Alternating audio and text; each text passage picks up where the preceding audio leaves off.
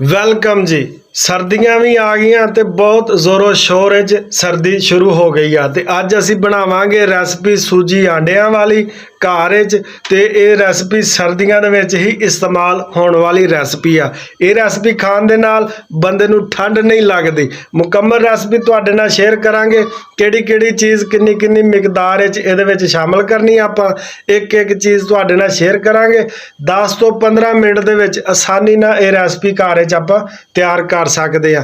ਕੋਈ ਮੁਸ਼ਕਲ ਨਹੀਂ, ਆਪ ਵੀ ਖਾਓ ਬਣਾ ਕੇ ਤੇ ਆਪਣੇ ਬੱਚਿਆਂ ਨੂੰ ਵੀ ਖਵਾਓ ਤੇ ਸਰਦੀ ਤੋਂ ਬਚਾਓ। ਆਂਡਿਆਂ ਵਾਲੀ ਸੂਜੀ ਬਣਾਉਣ ਵਾਸਤੇ ਜਿਹੜਾ ਸਮਾਨ ਆਪਾਂ ਨੂੰ ਚਾਹੀਦਾ, ਉਹਦੇ ਵਿੱਚ ਅੱਧਾ ਕਿਲੋ ਸੂਜੀ ਲਵਾਂਗੇ, 6 ਤੋਂ 7 ਅਦਦ ਆਂਡੇ, ਖੁਸ਼ਕ ਮੇਵਾ ਜਾਤ ਦੇ ਵਿੱਚ ਅਖਰੋਟ ਤੇ ਬਦਾਮ, ਮੂੰਗਫਲੀ, 1.5 ਪਾਈਆ ਚੀਨੀ ਨੂੰ ਮਿਕਸੀ 'ਚ ਪਾ ਕੇ ਗ੍ਰਾਈਂਡ ਕਰ ਲੈਣਾ ਤੇ 1 ਪਾਈਆ ਆਪਾਂ ਨੂੰ ਚਾਹੀਦੀ ਆ ਗਿਰੀ ਖੋਪਰਾ, ਇਹਨੂੰ ਕੱਦੂਕਸ਼ ਕਰ ਲੈਣਾ।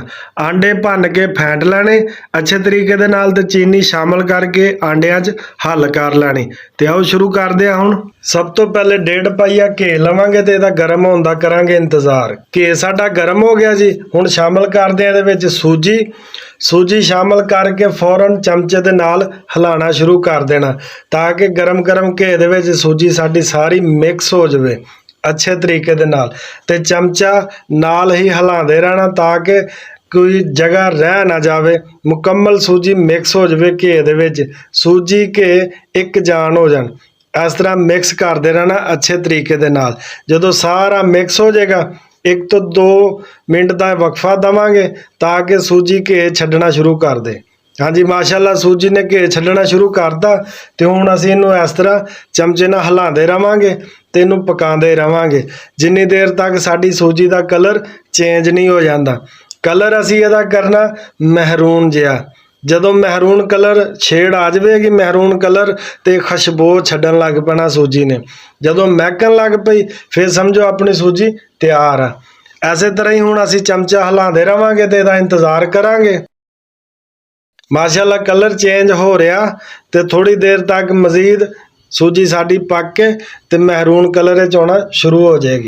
ਚਮਚਾ ਹਿਲਾਉਂਦੇ ਰਹਿਣਾ, ਆਪਾਂ ਚਮਚਾ ਨਹੀਂ ਰੋਕਣਾ, ਚਮਚੇ ਨੂੰ ਐਸੇ ਤਰੀਕੇ ਦੇ ਨਾਲ ਹਿਲਾਉਂਦੇ ਰਹਿਣਾ। ਮਾਸ਼ਾਅੱਲਾ ਦੇਖੋ ਕਲਰ ਚੇਂਜ ਹੋ ਰਿਹਾ ਆਹਿਸਤਾ ਆਹਿਸਤਾ। 1 ਤੋਂ 2 ਮਿੰਟ ਫਰੇਮ ਅੱਗ ਜਿਹੜੀ ਆ ਲੋ ਫਰੇਮ ਰੱਖਣਾ, ਹਾਈ ਫਰੇਮ ਨਹੀਂ ਰੱਖਣਾ। ਮਾਸ਼ਾਅੱਲਾ ਜੀ ਮਾਸ਼ਾਅੱਲਾ ਕਲਰ ਚੇਂਜ ਹੋ ਗਿਆ, ਸੂਜੀ ਸਾਡੀ ਬਿਲਕੁਲ ਤਿਆਰ ਆ। ਹੁਣ ਅਸੀਂ ਇਹਦੇ ਵਿੱਚ ਸ਼ਾਮਲ ਕਰਾਂਗੇ ਜਿਹੜੇ ਆਂਡੇ ਤੇ ਚੀਨੀ ਮਿਕਸ ਕੀਤੀ ਹੋਈ ਆ, ਉਹਨਾਂ ਨੂੰ ਹੁਣ ਸ਼ਾਮਲ ਕਰਕੇ ਤੇ ਸੂਜੀ ਦੇ ਵਿੱਚ ਮਿਕਸ ਕਰਦੇ ਆ।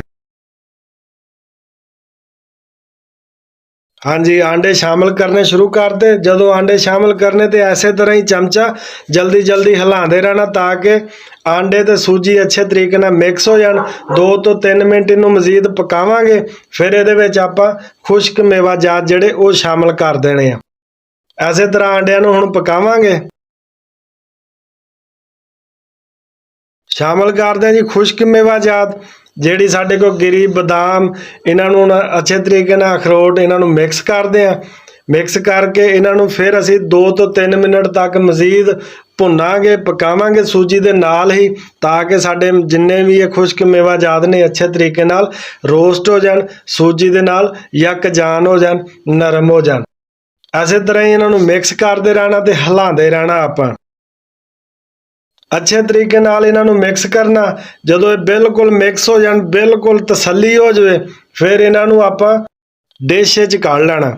ਇਸ ਤਰ੍ਹਾਂ ਗਰਮ ਇੱਕ ਡਿਸ਼ ਚਮਚੇ ਦੀ ਮਦਦ ਦੇ ਨਾਲ ਇਹ ਜਿੰਨਾ ਮਟੀਰੀਅਲ ਆਪਣਾ ਸਾਰਾ ਹੀ ਨਿਕਾਲ ਲੈਣਾ।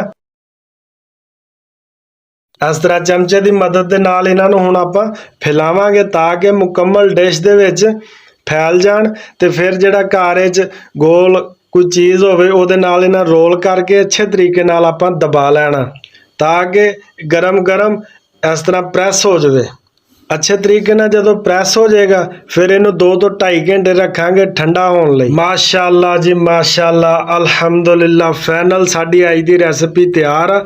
2.5 ਘੰਟੇ ਤੱਕ ਅਸੀਂ ਡਿਸ਼ ਨੂੰ ਠੰਡਾ ਕੀਤਾ। ਉਸ ਤੋਂ ਬਾਅਦ ਛੁਰੀ ਦੀ ਮਦਦ ਦੇ ਨਾਲ ਇਹਨਾਂ ਨੂੰ ਕੱਟ ਕੇ ਤੇ ਇਹਨਾਂ ਦੇ ਪੀਸ ਬਣਾ ਲਏ। ਪੀਸ ਬਣਾਉਣ ਤੋਂ ਬਾਅਦ ਇਸ ਤਰ੍ਹਾਂ ਇਹ ਦੇਖੋ ਪੀਸ ਇੱਕ ਤੁਹਾਨੂੰ ਚੈੱਕ ਕਰਵਾਉਂਦੇ ਆ ਕਿੱਡੇ ਸਾਫਟ ਔਰ ਨਰਮ, ਆਰਾਮ ਦੇ ਨਾਲ ਹੀ ਟਿੱਕੀ ਜਿਹੜੀ ਉਹ ਟੁੱਟ ਜਾਂਦੀ ਆ। ਔਰ ਬਿਹਤਰੀਨ ਲਾਜਵਾਬ, ਕੋਈ ਹਾਰਡ ਨਹੀਂ ਬਣਿਆ, ਕੋਈ ਸਖਤ ਨਹੀਂ, ਕੋਈ ਇਹਦੇ ਵਿੱਚ ਮਸਲਾ ਨਹੀਂ, ਬਿਲਕੁਲ ਪਿਆਰਾ, ਮੁਲਾਇਮ ਔਰ ਨਰਮ ਲਾਜਵਾਬ ਰੈਸਪੀ ਆਈ ਤੁਹਾਡੇ ਨਾਲ ਸ਼ੇਅਰ ਕੀਤੀ ਆ। ਤੇ ਉਮੀਦ ਕਰਦਾ ਇਹ ਰੈਸਪੀ ਤੁਹਾਨੂੰ ਬਹੁਤ ਪਸੰਦ ਆਈ ਹੋਏਗੀ। ਆਪਣੇ ਵੀਰ ਦੇ ਚੈਨਲ ਨੂੰ ਸਬਸਕ੍ਰਾਈਬ ਜ਼ਰੂਰ ਕਰ ਦੇਣਾ। ਸਾਨੂੰ ਦਿਓ ਇਜਾਜ਼ਤ। ਅੱਲਾ ਹਾਫਿਜ਼।